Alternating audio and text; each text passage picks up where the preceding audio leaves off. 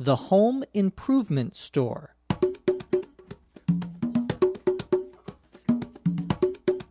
Today's podcast is called the home improvement store. And a home improvement store is a place you go to buy things to fix your house. So, let's go. When you own a house, there is always something that needs work. I've been putting off repainting the garage, and I decided that I would do it this weekend. I went to the home improvement store early in the morning to get the supplies I'd need. I walked into the huge store and began looking for the paint department. I walked through the garden center and the lumber department, but couldn't find the paint supplies. I tried to find a store employee to ask about it, but there was no one in sight. I walked down the plumbing aisles and finally found the paint department. I looked at the paint swatches and found the color I wanted. I took a number to have my paint mixed. When my number was called, I gave the employee the swatch of the color I wanted, and he told me he would call me again when it was ready. In the meantime, I got some brushes and rags. After about 20 minutes, the employee called my number, and I picked up my paint. I took the paint and the other supplies and got into a checkout line. After all that, I was exhausted, and I hadn't even started painting yet. Maybe I'll do that next weekend. In this podcast, I go to the home improvement store. Again, that's a place where you can buy things to fix or change your house. I start the story by saying that when you own a house, there is always something that needs work. To need work means to need improving. We use this in lots of different contexts. For example, this essay needs work means it needs to be better. It needs to be improved. Or you can say, boy, his singing really needs work. That's what people say about me. Means it can be a lot better. It needs to be improved. Well, a house always has something that needs work, that you have to fix or change. I say that I've been putting off repainting the garage, and I decided I would do it this weekend. To put off, 2 words, P-U-T-O-F-F. To put off means to delay, to wait, to not do something now and decide to do it later. I'm going to the dentist till I don't have any more teeth left. Then I will go to the dentist. Not a good idea. Well, to put off things means to wait, to delay. Usually we put off things that we don't like, that we don't want to do. I'm putting off paying my taxes this year. I don't want to pay my taxes. But if I don't, the government will put me in jail, so I will pay them. Well, in the story, I'm putting off repainting the garage. Well, to paint, of course, P-A-I-N-T, means to put paint on a wall or outside your house, to apply paint. The verb to repaint means, of course, to paint again. And so, for example, if you paint the outside of your house, a wooden house, and after a few years, the paint is going to start to come off. We would say it's going to start to peel, P-E-E-L, means it starts to slowly come off the wood. Well, then you have to put new paint on there. You have to repaint it. And my garage needs to be repainted. And this is true. If I took a picture of my garage, you would see it needs to be repainted. And my wife has been asking me to do that, and I've been putting it off. Well, I finally decided to go to the home improvement store. And in the United States, there are several big home improvement stores that have lots of different things. Well, I went early in the morning to get the supplies I'd need. The supplies, supplies, are all of the things that you need to do something, to perform something. Usually these are tools or instruments or materials that you use to do something, to build something, for example. You can have art supplies. If you are painting someone's picture, you can get the supplies that you need. Those are the and paintbrush and so forth. Well, I went to a huge store, and huge, H-U-G-E, some people pronounce that huge, with the H almost not even being pronounced. But a huge store is, of course, a large store, a very large store. I began by looking in the paint department. The different sections of a store are often called departments. D-E-P-A-R-T-M-E-N-T. A department is a section or a division of a store. We also have what are called department stores, and those are stores that sell clothes and jewelry and shoes, all sorts of different things, beds, refrigerators. Those are called department stores because they have different departments, different sections. Well, in a home improvement store, they have different sections. We don't call it a store, but it does have departments. And so I go to the paint department looking for, guess what? Paint. That's right. And I then walked through the garden center. The garden center, G-A-R-D-E-N, is a place where you can buy plants and trees and bushes, things that you would put in a garden. And a garden is usually what you have in the back of a house. Many houses in the United States have gardens in the back. Well, I walked through the garden center, and again, garden center is the same as garden department. And I also walked through the lumber department. The L-U-M-B-E-R is where you buy wood if you're going to build something. Another word for wood is lumber. And a person who works in cutting down trees used to be called a lumberjack, J-A-C-K. But lumber is just a general term for wood that you use to build something. Well, I walked through the garden center and the lumber department, but I could not find the paint supplies. I tried to find a store employee, either is correct, to ask, but there was no one in sight. There was no one in sight, I-N-S-I-G-H-T,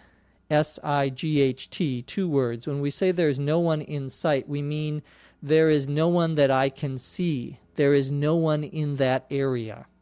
This is actually pretty common in these home improvement stores. They're so big that when you go into them, it's very difficult to find an employee to help you.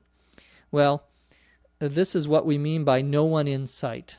There's no one that you can see. I went to the beach.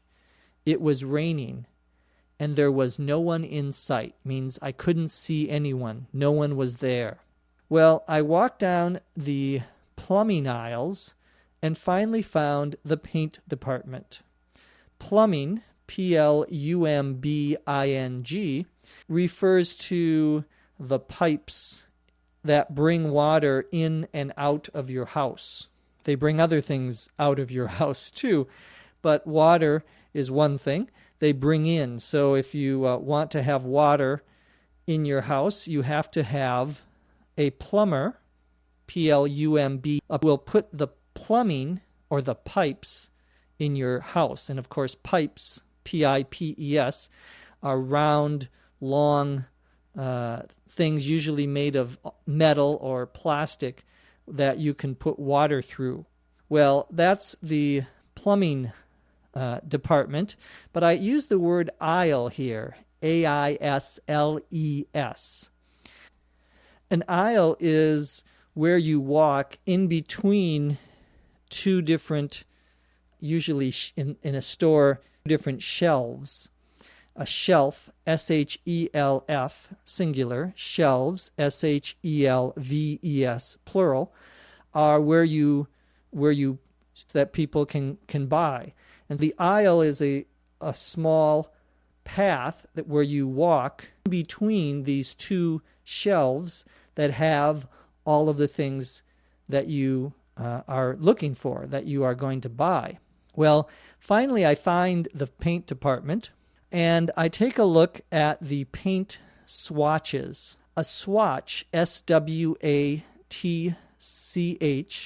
is a little sample of usually either a color of paint, or it could also be a swatch of cloth, of the material that you make clothes out of. A swatch is a small sample of something, usually so you can see what the color is, and if it's a cloth, if it's something that you make clothes out of, you can feel it as well as see the color. So a paint swatch is usually it's a little card, a little piece of paper that has maybe 1 inch or 2 inches, a square of 1 inch or 2 inches that has the color, so you can see the color. And you can take a paint swatch and you can hold it next to the wall that you are going to paint, and you can see what the color would be. Well, I looked at the paint swatches and I took a number to have my paint mixed. When you go to the home improvement stores and you want to buy some paint and you want a particular color, usually they have to make that color for you. They have to mix the paint. I say I take a number, and that means that they have, in many stores, little paper numbers or pieces of paper that have numbers on them, and you take one, and then you wait until they say your number. We would say until they call your number, and then you can go up and they will help you. So it's a way of the store being able to help people in order. That is, the first people who get there will get help first, and the last people who get there will be helped last. Well, I took a number, and when my number was called, when they said my number 17, and then I go, oh, that's me. And I go up and I give them the little piece of paper that says 17 on it. Well, I gave the employee the swatch of the color I wanted, and he told me he would call me again when it was ready. So in the meantime, I got some brushes and rags. In the meantime, M-E-A-N-T, one word, means while I was waiting, while something else was happening. In the meantime is when you are waiting for something else, and so you decide to do something different while you are waiting. Well, while I was waiting, in the meantime, I got some brushes, and of course a brush, B-R-U-S-H, is what you use to put the paint on the wall or on the house or the garage. A rag, R-A-G, is a small towel, a small piece of cloth that you use to clean things or to wipe up that's dirty. After about 20 minutes then, the employee called my number, said, "This is ready." I picked up my paint and I went to the checkout line. The checkout line, CHECKOUT O-U-T, is the place where you pay for something in a big store. And of course, there are always lots of people waiting, and so we call it a checkout line. Well, I end my story by saying, after all of that, I was exhausted. After all of that, or you can say, after all that, with no of. They both mean the same. That expression, after all of that, means after I have finished doing all of those things, or after all of those things were completed. I was exhausted. To be exhausted, E-S-H-A-U-S-T-E-D, to be exhausted means to be very, very tired. And because I'm very tired, I decide that I will actually start painting next week. Of course, what I am doing is putting it off again. Now let's listen to the story, this time at a native rate of speech. When you own a house, there is always something that needs work. I've been putting off repainting the garage, and I decided that I would do it this weekend. I went to the home improvement store early in the morning to get the supplies I'd need. I walked into the huge store and began looking for the paint department. I walked through the garden center and the lumber department, but I couldn't find the paint supplies. I tried to find a store employee to ask about it, but there was no one in sight. I walked down the plumbing aisles, and finally I found the paint department. I looked at the paint swatches and found the color I wanted.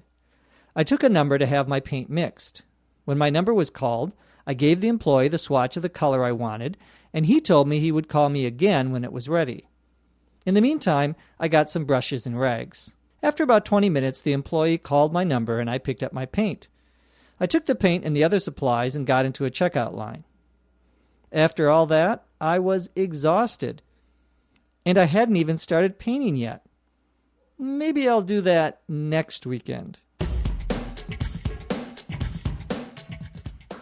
The script for today's podcast was written by Dr. Lucy Say. That's all we have time for today. Remember, if you have suggestions or ideas about ESL Podcast, be sure to email us at eslpod@eslpod.com. From Los Angeles, California, I'm Jeff McQuillan. Thanks for listening. We'll see you next time on ESL Podcast. English as a Second Language podcast is written and produced by Dr. Lucy Say, hosted by Dr. Jeff McQuillan.